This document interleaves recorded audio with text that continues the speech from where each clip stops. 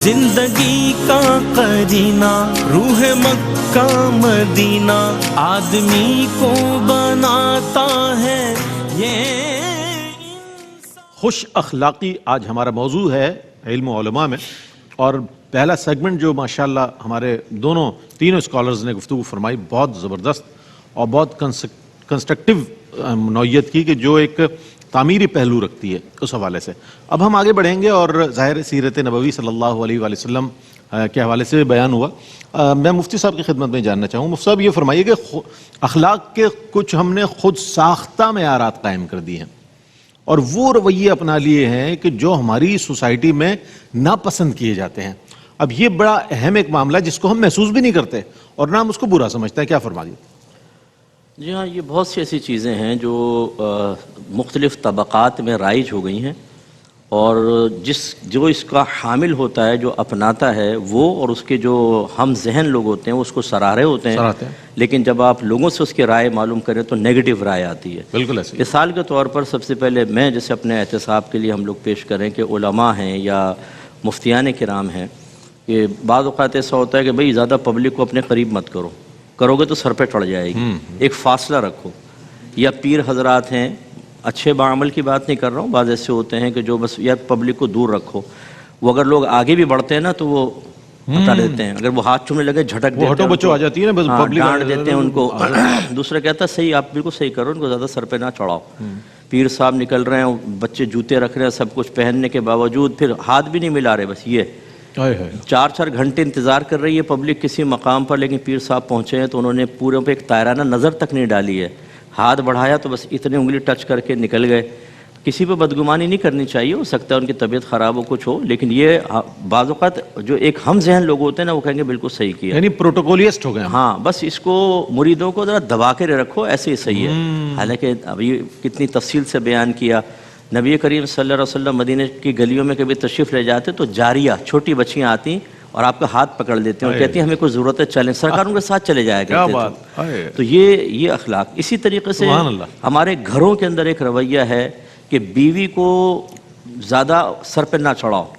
اچھا، اس کا master mind کون ہے؟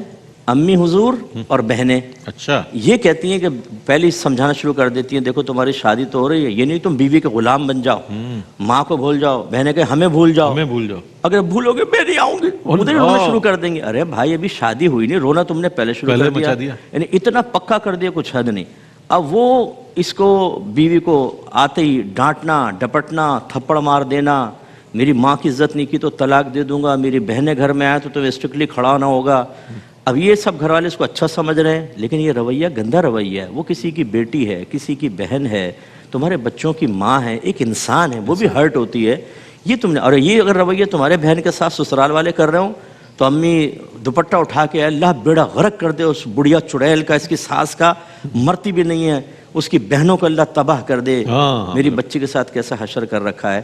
تو یہ رویے غلط ہیں۔ اسی طریقے سے یہ نوکروں کو بس اسٹرکٹلی کھینچ کر رکھو۔ بعض نوکر یقیناً ایسے ہوتے ہیں، میں نے یہ دیکھا ہے، نوکروں کی نیچر یا ماسیوں کی نیچر، اگر مالکہ یا کوئی باس وغیرہ نرم ہو نا تو وہ اس کو اپنا کمال سمجھتے ہیں کہ کوئی میرے اندر ٹیلنٹ ہے تبھی ایسے ہیں، پھر وہ چیٹنگ بھی کر رہے ہیں، سب کچھ کر رہے ہیں، اور اگر ان کو ذلیل کر کے رکھا جائے، ڈانٹا ڈپٹا جائے تو بڑے صحیح سے کام کرتے ہیں۔ تو اس میں ان کا بھی قصور ہوا کہ آپ نے اپنے آپ کو مقام ذلت پر پیش کر کے خواہ کسی کو بد اخلاقی پر مصر کر دیا کہ وہ اصرار کرتا رہے، لیکن یہ رویہ ٹھیک نہیں ہوتا۔ اپنے ماتحت کے ساتھ بھی اتنا پیارا رویہ رکھیں کہ وہ آپ کی سختی نہیں، آپ کے اخلاق سے متاثر ہو کر پھر آپ کے ساتھ دیانتدارانہ کام کریں۔ اگر آپ دبا کے کام کروائیں گے وہ کر لے گا، لیکن آپ کے ساتھ کبھی مخلص نہیں ہوگا، کبھی اس کو آپ کو نقصان پہنچانے کا موقع ملے گا نا وہ آپ کو نقصان پہنچا دے گا۔ بالکل ایسا ہی۔ اسی طریقے سے دوستوں کے اندر بعض ایسے ہوتے ہیں جو ہاتھ چھوڑ ہوتے ہیں، ذرا بولتا ہے بھائی اپنے تو نہ غصہ برداشت ہوتا ہے نہ وہ، کسی نے کوئی والی تھوڑا سے منہ مار پہ تھپڑ مار دیا، باقی سب کہتے ہیں یار تو بہت صحیح آدمی ہے، یار اسٹریٹ فارورڈ ہے، بڑے یار بہت صحیح بات ہے، یا طنز کر دینا، ایک دم کسی کا راز ظاہر کر دینا، اس نے کوئی بات بولی مجھے بولتا ہے، میں بتا تو کون ہے، یہ تو نے نہیں کیا، باپ رے، تو یہ بھی بد اخلاقی ہے۔ تو خلاصہ کلام یہ ہے کہ اس طرح ٹیچنگ کے اندر آپ دیکھیں کہ بعض ٹیچر ایسے ہوتے ہیں جو کسی ایک شاگرد کو ٹارگٹ بنا کے اتنا ذلیل کر دیتے ہیں کلاس کے اندر، اور اس کا ناقابل معافی جرم کیا ہوتا ہے کہ اس نے آپ کے ٹیچنگ میتھڈ پہ کلام کر لیا، یا کوئی ایسا کویشچن کر لیا جس کی آپ تیاری کر کے گھر سے نہیں آئے تھے, آپ جواب نہیں دے سکے, تو آپ نے کہا اس نے تو بے عزت کر دیا, اس کو اتنا ذلیل کر دو کہ آئندہ یہ بول ہی نہ سکے. تو یہ رویے بالکل غلط رویے ہیں. اس طرح آپ کسی کو ذلیل کر دیں گے تو اسی طریقے سے ہمارے دینی طبقات میں بھی بعض قاری حضرات اتنے خطرناک قسم کے ہوتے ہیں, اتنا لمبا سوٹا لے کے بیٹھے ہوتے ہیں, وہ اسی کو کہتے ہیں کہ یہ ایک اچھی روش ہے کہ شاگرد کے اندر ڈنڈے لگائیں, اس کو ذلیل کریں, اس کے والد صاحب کو بدل کر کسی جانور پرندے کی طرف منسوب کر دیں, وہ آپ سمجھ گئے ہوں گے کیا ہے, اس کی طرف منسوب کر دیں اور خوب اس کو ذلیل کریں. یہ طریقہ, یہ طرز تعلیم یہ نہیں ہونا چاہیے ہمارے مذہب کا. اور اس کی مینٹلٹی بچوں کی سمجھیں. بعض بچے ٹھیک ہے گھر سے بگڑے ہوئے بھی آتے ہیں, سب کچھ ہوتے ہیں, لیکن پیار, محبت, نفسیات کو سمجھ کے کرنا یہ اچھی چیز ہوتی ہے. بالکل. اس کو ہمارا معاشرہ بہت بری نظر سے دیکھتا ہے. کئی سوشل میڈیا پہ آپ دیکھیں قاری حضرات ڈنڈے پہ ڈنڈے مار رہے ہیں اور تھپڑ مار رہے ہیں, وہ ویڈیو بنا لی کسی نے چپکے سے, وہ ڈال دی, بدنام سارے ہو گئے. یہ مولوی تو ہوتے ہی ایسے ہیں, یہ ایسا کر رہے ہیں. بچے ڈرنے لگ گئے مولوی صاحب کی صورت دیکھ کر. یہ میں نے مشاہدہ کیا, آپ نے بھی شاید کیا ہو. اگر امی کہنا کہ بیٹا قاری صاحب آئیں گے قرآن, ابھی میں نے نہیں پڑھنا, وہ کیا سوشل میڈیا پہ پٹتے ہوئے دیکھ لیا, وہ کہتا وہ ایسے بھیانک سا قاری ہوگا. حالانکہ اچھا رویہ ہونا چاہیے. تو خلاصہ کلام یہ ہے کہ معیار سب سے پہلے ہے شریعت, قرآن کیا کہہ رہا ہے, حدیث کیا کہہ رہی ہے. دوسرے نمبر پر سیرت مصطفیٰ صلی اللہ علیہ وسلم, اس کو دیکھیں. تیسرے نمبر پر اپنے زمانے میں دیکھیں عرف کیا کہہ رہا ہے. اگر کوئی رویہ, کوئی آپ کی حرکت, آپ کا معاشرہ اس کو ناپسندیدگی کی نگاہ سے دیکھتا ہے, اس کو برا سمجھتا ہے, تو اس کو ہمیں چھوڑنا ہی ہوگا. چاہے لوگ اس کو بعض طبقات پسند کر رہے ہوں, چاہے اس کو کہہ رہے ہوں کہ یار یہ بہت اچھی چیز ہے, ایسے چلیں. تو خلاصہ کلام یہ ہے کہ جب احتساب ہوگا انشاءاللہ, پھر نکھار اور سنوار پیدا ہوگا, اور پھر آدمی باکمال بنے گا اور باکمال بنائے گا انشاءاللہ. بہت خوبصورت انداز میں قبلہ نے جواب دیا. جو ہم نے معیارات قائم کیے ہوئے ہیں خود ساختہ, اس حوالے سے. اچھا, ایک چیز مفتی صاحب نے بہت اچھی پوائنٹ آؤٹ کی کہ جو سوشل میڈیا پہ ایک پروپیگنڈا, یعنی کہ دینی مدارس کی ان چیزوں کو, چند چیزوں کو بہت ہائی لائٹ کیا جاتا ہے. اچھا, کالجز میں کیا ہو رہا ہے, یونیورسٹیز میں کیا ہو رہا ہے, ہاسٹلز میں کیا ہو رہا ہے, وہ بھی سوشل میڈیا بتا رہا ہوتا ہے, لیکن زیادہ ہائی لائٹ, تاکہ دین سے زیادہ لوگ دور رہیں, بچوں کو بھی دین سے دور رکھیں. اور یہ فحاشی اور عریانی جو ہے اس کی طرف بھلے بچے چلے جائیں تو کوئی مسئلہ نہیں. ایک مختصر سا وقفے کے بعد لوٹتے ہیں, اس پر مزید کلام کریں گے, ہمارے ساتھ رہیے. جی ناظرین, آپ کا خیر مقدم ہے علم و علماء میں. آج خوش اخلاقی موضوع ہے, اور یہ کہا جاتا ہے کہ اسلام جو ہے وہ تلوار سے نہیں بلکہ حسن اخلاق اور کردار سے پھیلا ہے. اب یہ ایک سوال ہے, اس کا جواب علامہ لیاقت حسین نظری صاحب عنایت فرمائیں گے. کیا فرماتے ہیں علامہ صاحب؟ جی بسم اللہ الرحمن الرحیم. رئیس بھائی, بہت بڑا سوال ہے یہ, بہت بڑا سوال, اور میں یہی گزارش کروں گا کہ اسلام جو ہے وہ حقیقت کے اندر اخلاق سے پھیلا ہے. اور اسلام کبھی بھی واضح طور پر اسلام کا حکم موجود ہے کہ لا اکراہ فی الدین قد تبین الرشد من الغی. فرمایا کہ اسلام کے اندر, دین کی قبولیت کے اندر کبھی بھی تلوار سر پر رکھ کر نہیں کہا, بلکہ آپ حضور صلی اللہ علیہ وسلم کی مکی زندگی کو دیکھیں, وہ تو تھی کمزوری کے اندر, وہ تو تھی مشکلات کے اندر. 13 سالہ جو زندگی ہے, حضور صلی اللہ علیہ وسلم مدینہ منورہ شریف تشریف لائے تو یہودیوں کے ساتھ میثاق مدینہ فرمایا, بالکل ایسے ہی صلح حدیبیہ آپ نے فرمائی. پھر فاتح بن کر بھی آپ تشریف لے گئے مکہ مکرمہ, تو حضور صلی اللہ علیہ وسلم سب لائن میں کھڑے ہیں. حضور نے فرمایا کیا گمان کرتے ہو؟ فرمایا انت کریم اخ کریم وابن اخ کریم. حضور نے فرمایا لا تثریب علیکم اليوم اذهبوا انتم الطلقاء. فرمایا میں وہی بات کروں گا جو میرے بھائی یوسف نے بات کی تھی اپنے بھائیوں کے لیے. تو سب طاقت ہونے کے باوجود کسی کو یہ نہیں کہا. دوسری سب سے بڑی بات یہ ہے کہ اتنا بڑا خلافت کا نظام رہا ہے, خلافت راشدہ کا, اور اتنی بڑی 22 لاکھ سے زیادہ مربع میل سے زیادہ حکومت تھی. کیا اس حکومت کے اندر کفار نہیں تھے؟ اس کے اندر ذمی نہیں تھے؟ اس کے اندر چرچز اور اس کے اندر سارے غیر مسلموں کی عبادتیں, ان کی عبادت گاہیں محفوظ نہیں تھی؟ سیدھا اسلام نے کہا کہ یا تو اسلام قبول کر لو یا ذمی بن کر جزیہ دے دو اور اسلام کے اندر ہو. بر صغیر کے اندر آپ دیکھیں اتنی 1000 سال حکومت رہی ہے مسلمان حکمرانوں کی, لیکن کیا سارے غیر مسلموں کو ختم کر دیا, مار دیا؟ آج بر صغیر کے اندر کوئی غیر مسلم ہے ہی نہیں ہے. یہ غیر مسلم ہونا اس بات کی دلالت ہے کہ اسلام نے اور مسلمان حکمرانوں نے کبھی بھی, سلطنت عثمانیہ کو دیکھیں آپ, کتنی بڑی وسیع سلطنت تھی, لیکن کیا اس کے اندر غیر مسلم نہیں تھے؟ تو کبھی بھی اسلام نے, دوسرا اسلام کا کبھی یہ رویہ رہا ہی نہیں ہے کہ سب کو ایک طرح کیا جائے. باقاعدہ طور پر حکم ہے کہ جن لوگوں نے تلوار نہیں اٹھائی, جن لوگوں نے مزاحمت نہیں کی, جن لوگوں نے اسلام کو ایسا نہیں کیا, ان کو حضور نے فرمایا کہ جس نے گھر کا دروازہ بند کر لیا, جس نے اسلحہ چھوڑ دیا, ابو جہل جو اس امت کا فرعون ہے، اکرمہ بن ابو جہل بھاگ گئے، حضور نے فرمایا بلاؤ، یہ میری نشانی دے کے بھیجو. تو یہ بالکل غلط رویہ ہے، بالکل غلط طریقہ ہے، اور اسلام کا ہمیشہ بلکہ تمام ادیان کا یہ رائے. حضرت موسیٰ علیہ السلام کو جب بھیجا فرعون کی طرف، کہا اذهبا الى فرعون انه طغى فقولا له قولا لینا لعلہ یتذکر او یخشی. فرمایا فرعون سے بڑھ کر کون ہوگا جو کہتا انا ربکم الاعلی، لیکن فرمایا کہ جا رہے ہو تو ذرا نرم بات کرنا، شاید کہ وہ سمجھ جائے، شاید کہ ڈر جائے. یعنی یہ مزاج ہے قرآن کا، یہ مزاج ہے رب تبارک و تعالیٰ کی طرف سے اسلوب. تو یہ کبھی بھی ایسا نہیں ہوا ہے کہ سر پر تلوار رکھ کے کہا ہو، بلکہ ہمیشہ اخلاق. بلکہ حضور نے فرمایا بعثت لاتمم مکارم الاخلاق. حضور علیہ السلام نے ایمان کی تکمیل کا سبب اخلاق قرار دیا کہ فرمایا اکمل المؤمنین احسنہم خلقا. فرمایا کہ میزان عمل پر بھی تم دیکھو گے تو سب سے زیادہ جو بھاری چیز ہوگی وہ اخلاق ہوگی، وہ نرمی ہوگی، وہ شفقت ہوگی. فرمایا جس قوم میں جس فرد کے اندر نرمی ہوتی ہے اللہ تبارک و تعالیٰ اس کو حسین بنا دیتا ہے. کیا بات ہے، کیا کہنے. اچھا ہم یہ جاننا چاہیں گے اصلاح و تربیت کے حوالے سے علماء کا کیا کردار ہونا چاہیے. یہ ایک بہت اہم سوال ہے علامہ حافظ عبید احمد صاحب، اور بالخصوص علماء کو کن اخلاقی حدود کے حوالے سے بہت زیادہ لحاظ کرنا چاہیے. یہ بھی ایک ہمارے عوام کی اور علماء کا جو ایک گیپ ہے نا، وہ بھی بڑا میٹر کرتا ہے کہ بھئی ہمیں تو کوئی بتانے والا ہی نہیں ہے، کہنے والا تو یہ کہہ دیتا. کیا فرمائیے گا؟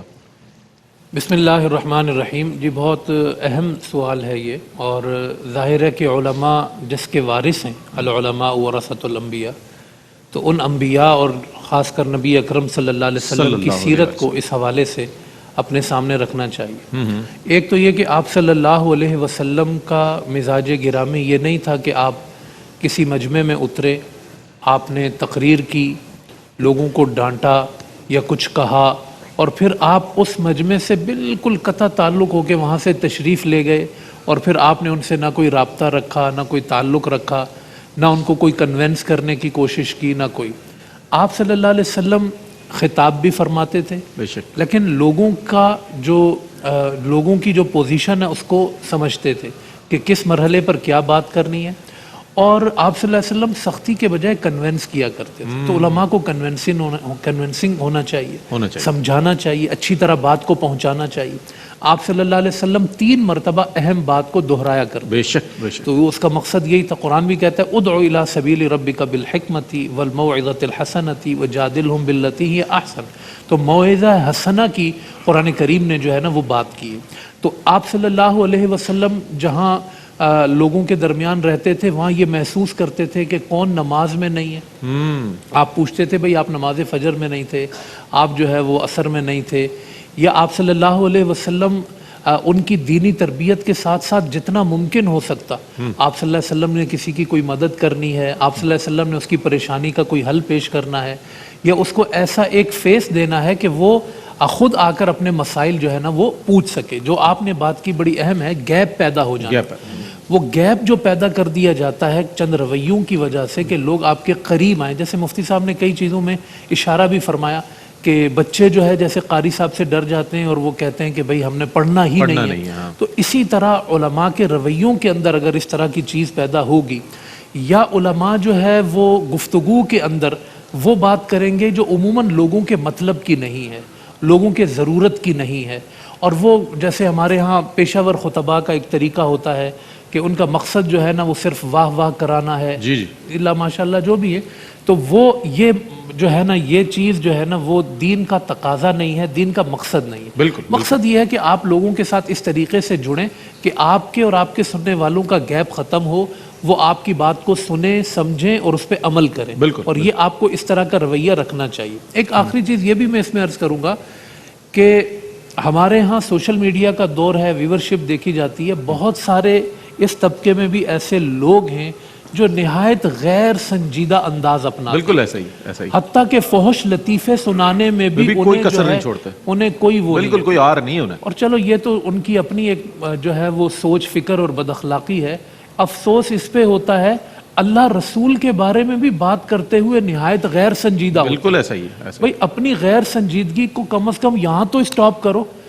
آپ اللہ رسول کے بارے میں بات کر رہے ہیں، قرآن کے بارے میں بات کر رہے ہیں، جیسے یہ کہنا کہ جی قرآن کے اندر بھی جو ہے نا وہ غلطیاں موجود ہیں. بعض ٹک ٹاکر جو مفتی ہیں وہ کہہ بھی دیتے ہیں, وہ ہوتا ہے نا برتن میں جو ہوتا ہے وہی نکلتا ہے, پھر بعد میں منہ چھپا کے پھرتے ہیں کہ جناب وہ اللہ رسول کے بارے میں آپ بات تو کم از کم محتاط کرو, اپنے رویوں کو یہاں تو اسٹاپ کرو. تو آپ صلی اللہ علیہ وسلم اس بات کو, اچھا پھر اس میں یہ نہیں دیکھتے کہ کہہ وہ مسجد میں لگوا رہے ہیں یا کہاں پر کیا کر رہے ہیں. تو یہ جو رویے ہیں یہ لوگوں کو جو ہے نا وہ دور بھی کرتے ہیں سنجیدہ لوگوں کو. وہ جن کو ٹائم پاس کرنا ہے, اور ریٹنگ لینی ہے, جنہوں نے ویورز بڑھانے ہیں, وہ تو خیر ساتھ کمائی کا لگے ذریعہ بھی رہتے تو ہے ہیں نا اور بڑی شہرت بھی ہو جاتی ہے. لیکن شہرت اور مقبولیت میں فرق ہوتا ہے. شہرت ہر ایک کو مل جاتی ہے, لیکن مقبولیت وہ ہوتی ہے کہ جو اللہ رسول کے ہاں بھی قبول ہے. تو آپ کو علماء کو خاص کر یہ کوشش کرنی چاہیے کہ وہ شہرت کی کوشش نہ کریں, مقبول ہونے کی کوشش کریں اللہ رسول کی بارگاہ میں, اور دین کو صحیح طریقے سے پیش کریں جیسے دین کو صحیح طریقے سے پیش کرنے کا حق ہے. علامہ لیاقت صاحب سے گزارش کروں گا آج کے موضوع پر پیغام عنایت فرما دیجئے. قبلہ مفتی صاحب نے اور علامہ اویس صاحب نے بہت خوبصورت گفتگو فرمائی, بڑی مضبوط علماء کرام نے گفتگو فرمائی. دیکھیں وارثان محراب و منبر کی بات ہو رہی ہے تو واقعتاً بہت بڑی ذمہ داری ہے, چونکہ ایک تو وارث ہیں انبیاء کرام کی, اور امام الانبیاء کے دین کی ہم تبلیغ کر رہے ہیں.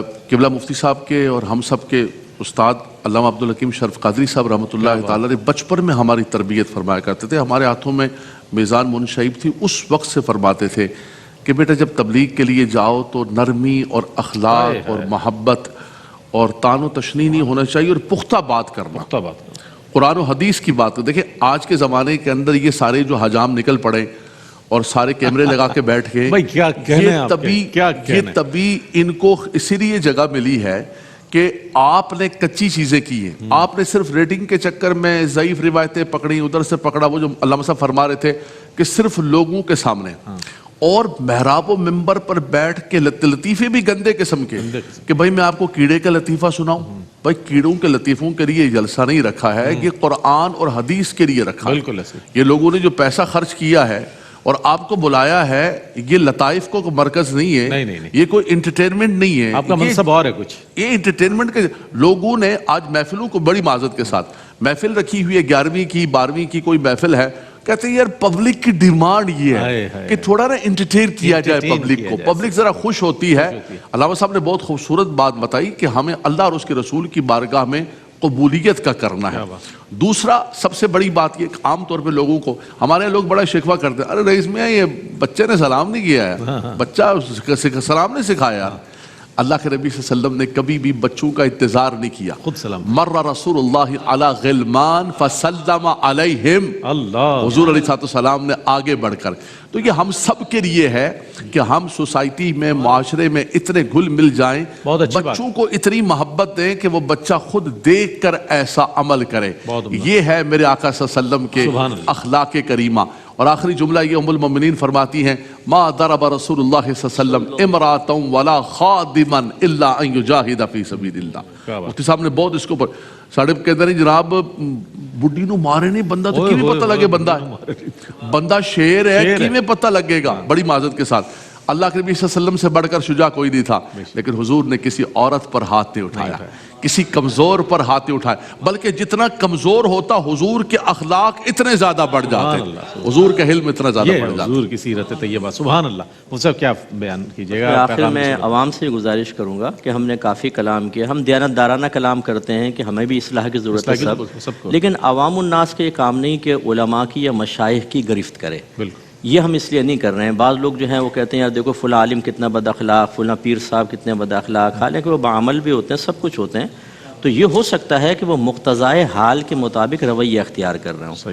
نبی کریم صلی اللہ علیہ وسلم کبھی جلال میں بھی تشریف لائیں, کسی نے سلام کیا ہے آپ نے جواب نہیں دیا, کسی نے سلام کیا آپ نے چہرہ انور پھیر لیا, یہ بھی ثابت ہے, لیکن وہ کیا ہے مقتضائے حال کے مطابق ہے. اس لیے اب ایک ڈاکٹر اگر ایک گولی دیتا ہے کسی کو اور دوسرا ٹیبل پہ لٹا کے سینہ پورا چیر دیتا ہے, اور کوئی کہے دیکھو کتنا اچھا ہے, گولی دی اور اس نے سینہ چیر دیا, کتنا بڑا بد اخلاق آدمی ہے, فرق ہے اس کے اندر, ٹھیک ہے نا. تو اس لیے علماء کا احتساب آپ نہ کریں, ہم خود اپنا احتساب کرنے کے لیے کافی ہیں, ہمیں خود کرنا بھی چاہیے, اور بالکل ہمیں سب سے زیادہ اپنے احتساب سے ڈرنا چاہیے کہ عوام کا شاید کم ہو, ہمارا میدان معاشر میں زیادہ احتساب ہوگا. تو میں بہت گزارش کرتا ہوں کہ تھوڑی سی بات کے اوپر آپ اتنے گندے گندے کمنٹس لکھتے ہیں نیچے یا کسی عالم کے بارے میں گندی فحش بات کر دیتے ہیں، یہ چیز آپ کی آخرت کو تباہ کرے گی. آپ ایسا نہ کریں. علماء اور مشائخ کو اپنا احتساب کرنے دیں. باقی ہم کلام کرتے ہیں پولائٹلی، مشائخ اور علماء سے بھی گزارش کرتے ہیں کہ ناراض مت ہوا کریں. کبھی کوئی ایسی بات ہو اصلاح کی غرض سے ہوتی ہے، اور اس لیے ہوتی ہے کہ عوام یہ نہ سمجھے کہ اپنے تو پردے رکھتے ہیں، ہمارے اوپر ہمیں بولتے رہتے ہیں. ہر ایک کی اصلاح ہونی چاہیے، اور پولائٹلی ذاتی شخصیت کے اوپر حملہ نہیں ہونا چاہیے. اجتماعی طور پر ایک گفتگو نہیں چاہیے جس میں کوئی بھی جو ایسا ہے کہ اس کو گفتگو ہٹ کر رہی ہو، اس کو اپنی اصلاح کرنی چاہیے. اور جو جس کو کہتے ہیں کہ چور کی دھاڑی میں تنکا، یہ نہیں ہوگا تو وہ برا بھی نہیں مانے گا. اللہ تعالیٰ مجھے بھی اپنی اصلاح کی توفیق عطا فرمائے. میں بہت شکریہ ادا کروں گا مفتی صاحب، علامہ صاحب آپ کی تشریف آوری کا. علامہ صاحب آپ کی تشریف آوری کا. ناظرین محترم، بہت اہم موضوع پر اور بہت اصلاحی گفتگو فرمائی. ہم سب کو یہ غور کرنا چاہیے آج جو کچھ ہوا ہے اس میں ہم میں کیا غلطیاں ہیں. ہم اپنی اصلاح کر لیں گے تو میں سمجھتا ہوں کہ بہت بڑی کامیابی ہے ہمارے اس موضوع کی، اس پر کلام کرنے کی بہت بڑی کامیابی ہوگی کہ اگر میں اپنی خود اصلاح کر لوں، اپنا محتسب خود بن جاؤں. ہمارا مسئلہ یہ ہے کہ ہم اپنے محتسب نہیں بنتے بلکہ دوسروں کے محتسب بن جاتے ہیں، اپنے وکیل بن جاتے ہیں. اور اپنی تو یہ جو چیز ہے نا، اس نے معاشرے میں بگاڑ کو بہت زیادہ پیدا کیا. بہرحال اگلا جو سیگمنٹ ہے وہ اظہار عقیدت کا ہے، جس میں قاری زبید رسول رحمۃ اللہ علیہ کو ٹریبیوٹ پیش کیا جائے گا. اور میں علامہ لیاقت حسین نظری صاحب کا تشریف آوری کا بہت شکریہ ادا کرتا ہوں. علامہ حافظ اویس احمد صاحب، قبلہ مفتی محمد اکمل مدنی صاحب جو ہے تشریف فرما رہیں گے انشاءاللہ اذان فجر کے بعد تک، اور نعت رسول مقبول صلی اللہ علیہ وسلم، اور اس کے بعد وقفہ. مجھ پہ بھی چشم کرم ہے میرے آقا کرنا، مجھ پہ بھی چشم کرم ہے میرے آقا کرنا. حق تو میرا بھی ہے رحمت کا تقاضا کرنا. حق تو میرا دشمن آ جائے تو اٹھ کے